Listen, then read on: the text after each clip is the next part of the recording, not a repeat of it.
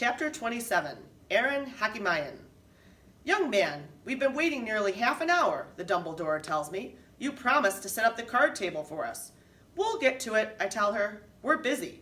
This old bat has a voice like screeching gears on a truck with a bad transmission. You don't look very busy to me. You're just standing around the snack cart eating the cookies you're supposed to be passing out. Which is a big job, Bear pretends to be outraged. You expect us to do it on an empty stomach? Chill out, I advise Dumbledore. 5 more minutes. It goes without saying that community service at the Greybeard Motel is about as much fun as sticking your hand in a garbage disposal. The one good thing is you get to mess with the residents. She's been bugging us half the morning to set up an extra card table in the rec room so she and 3 other blue hairs can play bridge. We've been having a few laughs seeing how long we can blow her off. 5 minutes, try 5 hours. Maybe 5 days. If she doesn't like it, let her set up her own card table. She's built like a sumo wrestler. In frustration, she retreats into the rec room, and Bear and I crack up. Oh, we'll do it for her eventually. You know, right before her head explodes. That's the art to it, picking the moment to give in just when she's about to report us to the nurses.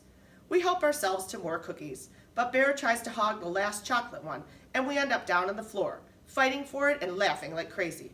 The cookie is crushed before either of us can eat it.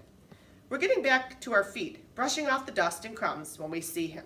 Chase, striding down the hall like he's on an amazing race, in a real hurry to get somewhere and not too thrilled about it. Ever since our fight on the football field, he hasn't been turning up for community service. Not that he's really on it anyway. I guess he's back, or at least he's back visiting his video star, the nastiest old Dumbledore, in a building overflowing with them.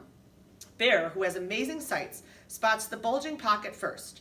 It looks like he's carrying a baseball, but there's a piece of cloth trailing from the opening. Hey, Ambrose, I call. What do you got there? He ignores me and shifts his path to the opposite side of the corridor. Bear blocks his way. The man asked you a question. Another shift. So I step out beside Bear, and together we block the hall. Chase does exactly what a running back would do on a football field.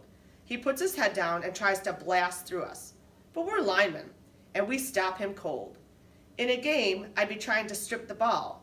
In this case, I reach down, grab the white fabric, and yank. A dish towel opens up in my hand, and something flies out of it and hits the terrazzo floor with a clink. Star-shaped blue ribbon. The geezer's metal. Chase falls on it like he's recovering a fumble. Bear and I go down on top of him. 2/3 of that is ours, I snarl. It belongs to Mr. Solway. He doesn't care, Brunt grunts. He barely remembers he ever had it. Get off! Somehow, he heaves us both clear and scrambles to his feet, clutching the medal in his hand. You're not going to win this, man, I tell him. It's not even unfriendly. I'm giving him valuable information. We're taking that medal no matter what we have to do to you. He hesitates, considering his options. During the pause, Dumbledore comes back into the hall. What's going on out here? It's more than 5 minutes. We need our table set up now. Oh, I'll do it, offers Chase, grabbing the opportunity to get away from us. The medal concealed in his fist, he escorts Dumbledore into the rec room. Bear starts to follow them, but I hold him back. Too many witnesses, man. Be patient. You can't stay in there forever. We watch like hawks from the doorway, figuring he might try to stash the medal and come back for it later. When we're not around, it's in his right hand. He never opens those fingers while he's setting up the folding table and chairs. He keeps one eye on us.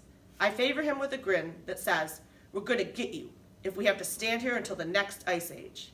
He's toast, Bear whispers triumphantly. The only way out of the room is through us. The Dumbledores in the rec room are fawning over Ambrose, like he just saved the world from Lex Luthor or something. They love him as much as they hate us. It's enough to make you barf. He even takes a small potted plant from the TV cabinet and sets it on the table to be a centerpiece. The blue hairs are practically wriggling with joy. Then, as Chase turns, his elbow knocks the pot off the table. It hits the floor and shatters, spilling earth all over the place. Bear loves it. Ha! Idiot! Ambrose rushes to the door where a vacuum cleaner stands against the wall. He plugs it in and starts to clean up the mess. We almost miss it. And as he runs the vacuum back and forth over the dirt, he opens his hand and drops the medal into the unit's path. In a heartbeat, it's sucked up and gone. He glances over his shoulder to see if we notice. I pretend we didn't, but Bear's face is bright red, which is a dead giveaway.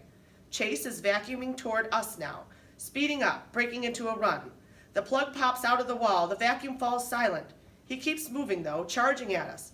Bear and I block the doorway and brace ourselves to deck him again.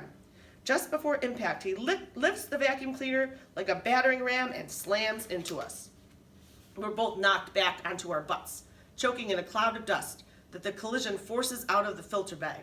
By the time our vision clears and we struggle back up again, Ambrose is almost out of sight down the hall, still cradling the vacuum cleaner. We stare at each other, and the minute we get our breath back, we chorus, "Get him!" We take off after our star running back.